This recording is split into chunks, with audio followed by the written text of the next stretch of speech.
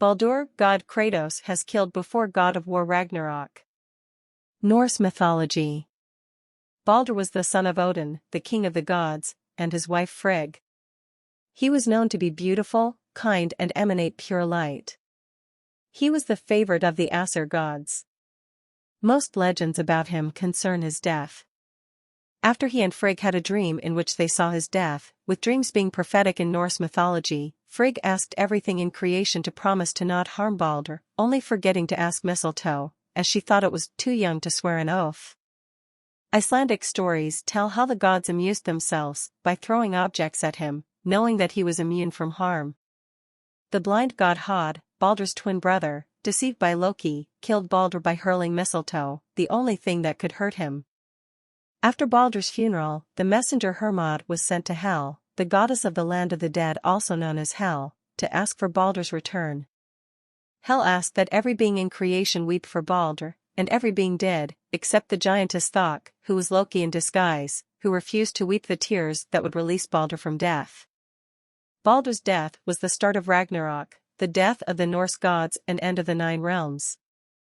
However, it is known that after Ragnarok, Baldr, along with Hod, would come back to life and become the new ruler of the peaceful land.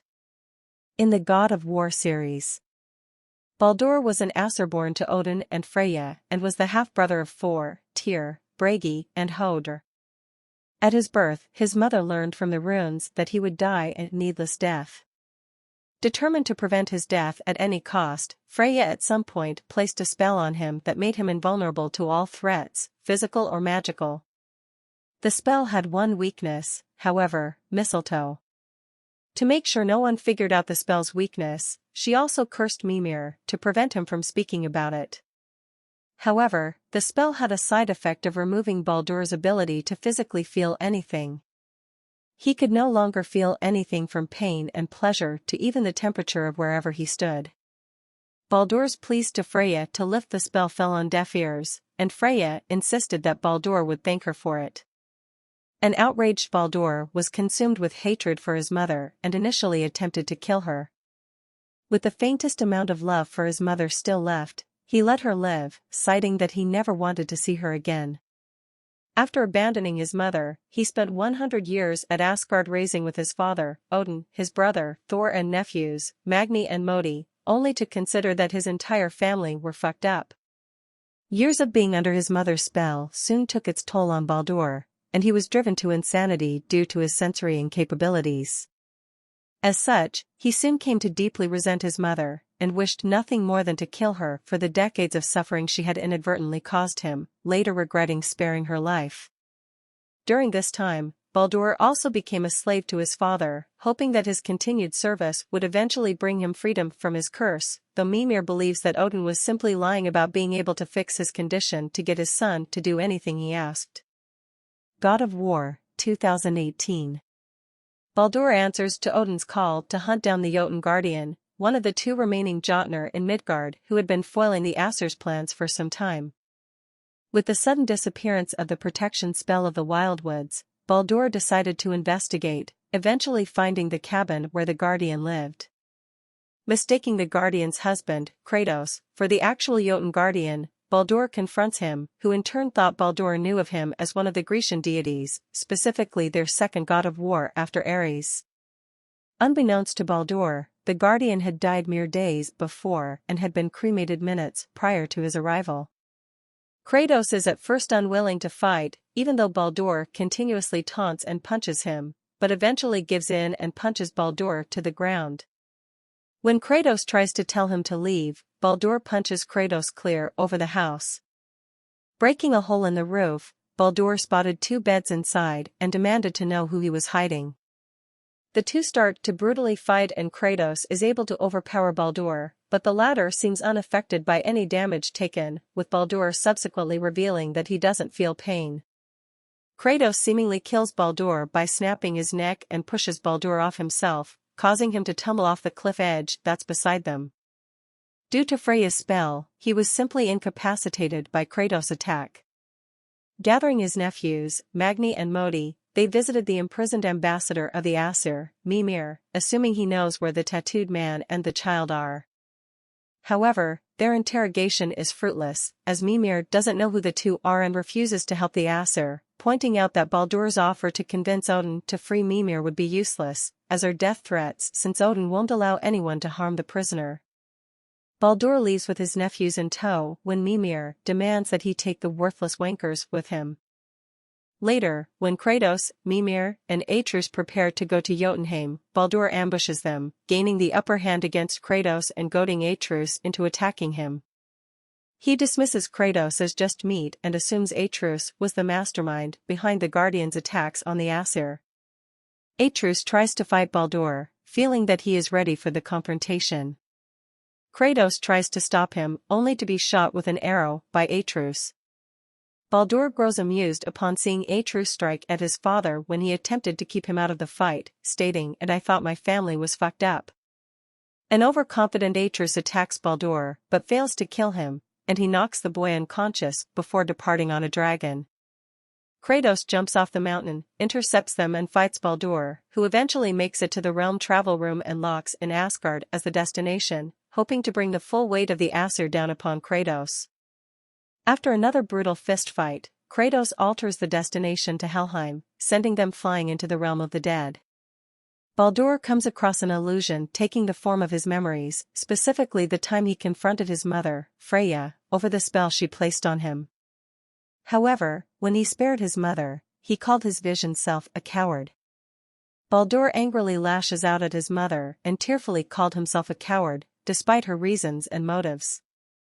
Kratos, Atreus, and Mimir, in hiding, witness Baldur act irrationally towards the illusion and learn of his connection to Freyja. After finding a way to escape Helheim, Baldur learns of the trio's journey into the world serpent's stomach and fights the giant serpent in order to make it expel the three next to the colossal corpse of the frost giant Thamur. Emerging from the icy waters of the lake, Baldur meets his mother for the first time in years. Despite his time away, Baldur is still consumed by hatred towards his mother. He tries to attack her but Kratos gets in his way, leading to another fight between them while Freyja tries to intervene by entangling the two with roots, but her spells are ineffective as they continue to fight. During a small lull in the fight, Kratos is ensnared by vines conjured by Freyja, but Baldur, witnessing Kratos' plight, manages to avoid another conjuration of vines meant for him. Fixed on killing Kratos, Baldur approaches him, but Atreus places himself in Baldur's path. Irritated, Baldur strikes the boy square in the chest. Kratos is horrified, believing that Atreus is wounded, but he tells him that it isn't his blood, in fact, it is Baldur's blood. It is shown that Baldur's hand was pierced by the mistletoe arrow that Kratos had strung onto Atreus' quiver after the strap was broken during their journey. Baldur then revels in his newfound senses as a horrified Freyja watches on. Being vulnerable once again, Baldur resumes his battle with Kratos. He thanks the pair for their assistance, claiming that not even Odin himself was able to remove his curse. Enraged, Kratos overwhelms Baldur and he and Atreus brutally beat the Æsir god, but Freyja intervenes again by manipulating Thamur's corpse, who attacks Kratos and Atreus with his icy breath. Freyja's efforts end in failure as Atreus calls the world serpent to attack the reanimated giant. An utterly defeated Baldur goads Kratos to kill him, but after some convincing from Atreus and Freyja, Kratos spares him and warns him not to come after them again nor lay a hand on Freyja. Baldur confronts his mother once more. Freyja implores her son to find understanding in her actions in an attempt to make peace with him. Baldur refuses to forgive her, and Freyja allows her son to strangle her as proof of her remorse, but Kratos intervenes again. Quoting his father, Kratos claims that the cycle must end and that they all should be better, as he snaps Baldur's neck a second time, killing him once and for all. Before his passing, Baldur finally feels peace in his hectic and violent life. As he lies dying, a snowdrop falls on his face, and he blissfully utters one final word, snow. Aftermath. Freyja is left devastated and enraged upon his death, despite Baldur's attempt on her life. She swears revenge upon Kratos, before taking her son's body with her and disappearing. Despite her tragic fury, Mimir believes that given time, Freyja will come to accept that Baldur's death was for the best and that the 9 realms are better with her alive. However, Baldur's death triggers an occurrence over the realms. Mimir believes that the Fimbulwinter, the terrible winter that lasts 3 years, has been triggered. To make matters worse, the winter preludes the coming of Ragnarok, something that the Æsir believed wasn't going to happen for at least 100 more years.